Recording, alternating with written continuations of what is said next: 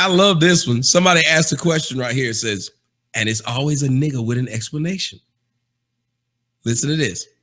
Why don't you guys go after whites? It's always blacks attacking blacks, and yet you all want to act like you're better than the next. This world can't end fast enough. I will unsubscribe and wish you the best. I actually, never mind.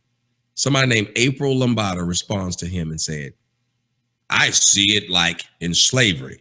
There was the black coon who helped enforce, which they wrote N-I-N force. This is how dumb niggas are in America. They wrote I-N force, I-N space, then force.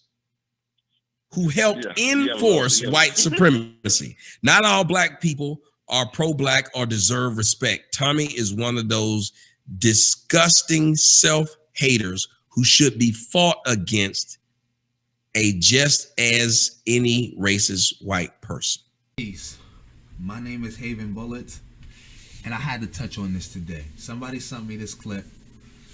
I just had to touch on this. Here, you just heard the Grand Sambo of the Ku Klux Klan basically not dealing with the reality that he's a sellout, and it is important and it is good that black people target him, because we are at war, and you know you got to target all your enemies. And I'm gonna give you a few reasons and go into detail, because a lot of black people say we need to focus on you because you're a coon and whatever, but they never explain and go in depth why that is important. I'm gonna do that today, but first I'm gonna just like to say, Crispy, you a bitch, and that was an ad hominem that you did to the brother. He spelled something wrong, okay, but you still didn't deal with what he said, so you a bitch for that. First reason why people should be targeting you first. You're the near enemy. You always target the near enemy first. White supremacy is the far enemy. I gotta go to white supremacy, or it gotta come to me. The near enemy, I can reach out and touch you. The usurper is next to me. The traitor is next to me. The sellout is next to me. So why would I not touch you first? Second, you're the weakest enemy. It's nothing to deal with you. I can deal with people. We can deal with you from our cell phones. People deal with you by thumbing down your videos, flagging your videos, flagging your channels, and we got you cooped up in your house in Arizona. You can't deal with white supremacy over your cell phone. We can deal with you over the cell phone. You're the weakest enemy, so it's important you get dealt with first. Third reason, and most important reason, your fifth column. And if you leave fifth column unmolested, they can do the most damage. Now, what do I mean by fifth column? I'm gonna give you a working definition for what I mean by fifth column. Fifth column is basically the person who caused division, who's decisive, who's seditious, who creates schisms and create backbiting and creates infighting to the point where we can't even focus on the enemy because we too focus on each other. That's what he does. Him and his ilk. With the gender warring against the black woman, the hatred for people who are pro-black. They call for the death of the black child and celebrate the death of the black child and the black youth. They're fifth column.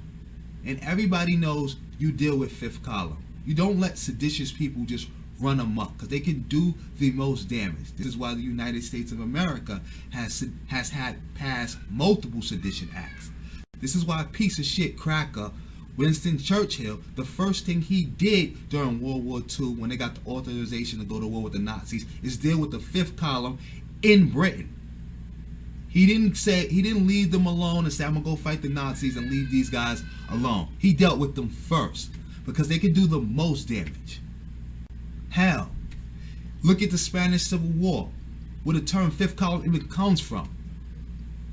The coalition of the leftists, they should have won that war easily, but they lost. Why? Because they had people amongst their rank causing problems, causing division, causing separatism, and it led to a bunch of infighting, to the fact they couldn't even deal with Franco because they were so busy fighting each other.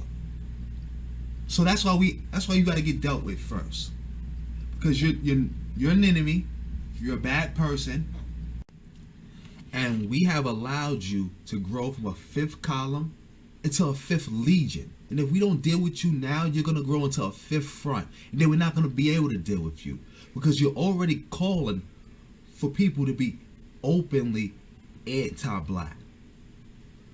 You're calling for people to be anti-black, and people are going for it. You got a large minority of black people who are openly anti-black, who call themselves coons with pride because of you.